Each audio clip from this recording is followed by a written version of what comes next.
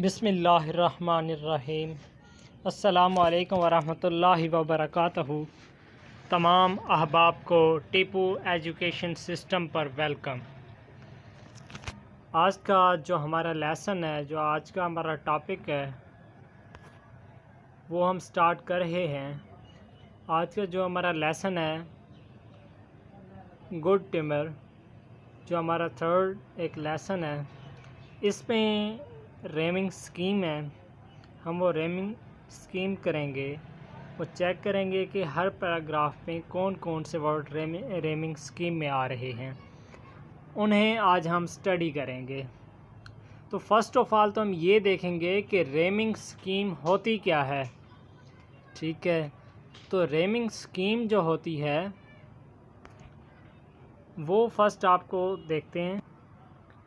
रेमिंग scheme जो होती है ना, words which have same sound but different spelling and meaning, like कि ऐसे लफ्ज़ होते हैं कि जिनकी आवाज़ तो सेम होती है, ठीक है ना, लेकिन उनकी जो स्पेलिंग होती है वो डिफरेंट होती है, उनके जो मीनिंग्स होते हैं वो डिफरेंट होते हैं।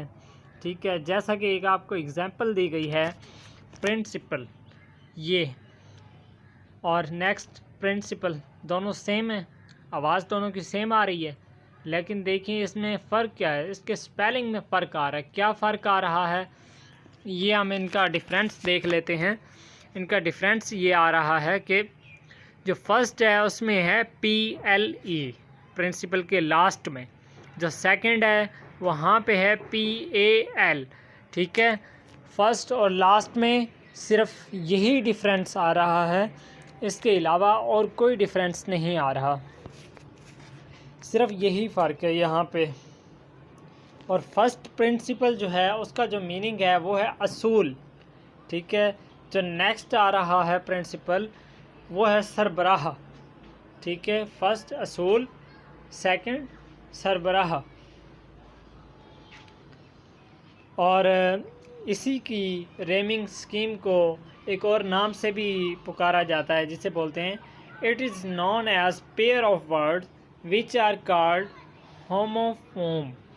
होमोफोम कि ये ऐसे पेयर ऑफ वर्ड्स होते हैं कि जिन्हें होमोफोम भी बोला जाता है।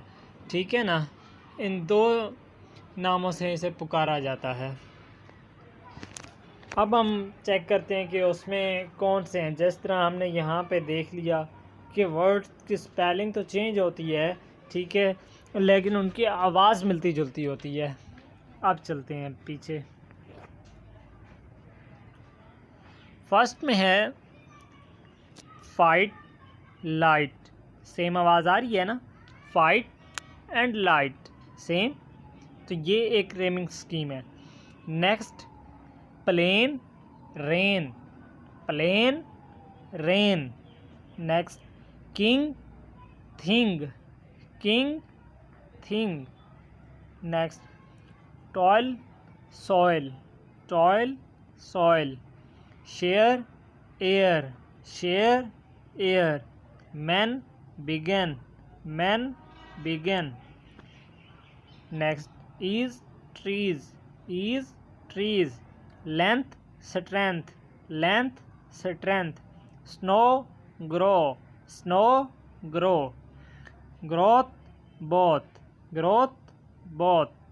Stars scars, stars scar. Strife life, strife life. Same हो रहे हैं ना सब। ये सब सेंटेंस का लास्ट वर्ड जो हैं ये रेमिंग स्कीम में आ रहे हैं।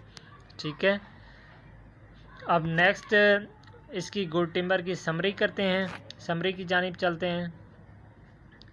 इसकी जो ग्लोसरी है उसे करेंगे, ग्लोसरी इसकी हम सॉल्व करते हैं। फर्स्ट ऑफ ऑल इसकी ग्लोसरी में है स्क्रबे थिंग्स। ये आपको मैंने इसकी जब स्टोरी पढ़ी थी, हमने लेसन जब हमने स्टडी किया था, उस वक्त भी मैंने आपको इसका मीनिंग बताया था। तो नेक्स्ट अब यहाँ पे भी हम इनके मीनिंग्स कर लेते हैं। स्क्रबे थिंग्स इन्फीरियर इन साइज और क्वालिटी, कि क्या होती है, वो साइज़ में या अपने क्वालिटी में क्या होती है, इन्फेरियर होती है, वो कमज़ोर होती है।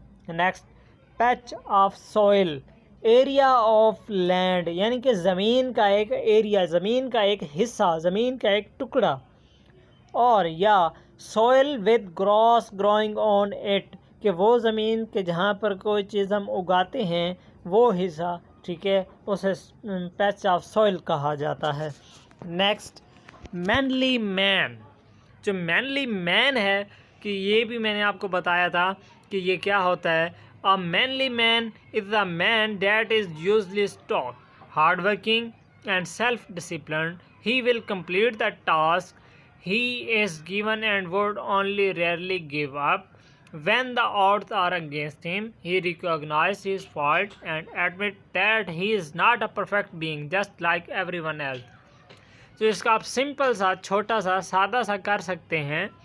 वो आप यही है कि मैनली मैन जो होता है वो एक ब्रेव मैन होता है, ठीक है, वो एक बहादुर होता है, निडर होता है, वो बुज़दिल नहीं होता, वो कामयाब इंसान होता है, बेखौफ इंसान होता है। तो आप मैनली मैन का छोटा सा लिख सकते हैं ब्रेव मैन, ठीक है। Next, patriots, a person regarded as the father or founder of an order class ETC, कि जो पैट्रियट्स होता है ना, इसका मीनिंग्स जो आ रहे हैं, एक तो क्लास इसका मीनिंग आ रहा है, नेक्स्ट आ रहा है कि किसी चीज़ का, किसी ऑर्डर का फाउंडर, यानी कि किसी चीज़ का बनाने वाला, उसका इन्वेंटर, कि जिसने उसे ईजाद किया हो, ठीक है, यानी कि फादर ऑफ फाउंडर, ठीक है, यानी कि फाउंडर, कि जो चीज़ जिसने ईजाद की है उसके बारे में भी ये मीनिंग आता है। आज का हमारा यही लेसन था, ठीक है। तो बहुत शुक्रिया आप तमाम अहबाब का कि आप टीपू एजुकेशन सिस्टम के साथ जुड़े रहे हैं और आपने टीपू एजुकेशन सिस्टम पर वीडियो देखी, इसको वॉच किया। आपकी दुआओं का बहुत बहुत शुक्रिया। आप तमाम से एक बार फिर गुजारिश करते हैं कि आप टीपू एजुकेशन सिस्टम को सब्सक्राइब करें और लाइक करें और इसे अपने दोस्तों के साथ शेयर करें ताकि वो भी ये स्टडी, ये तालीम हासिल कर सकें। आपका बहुत बहुत शुक्रिया। अल्लाह हाफ़िज़।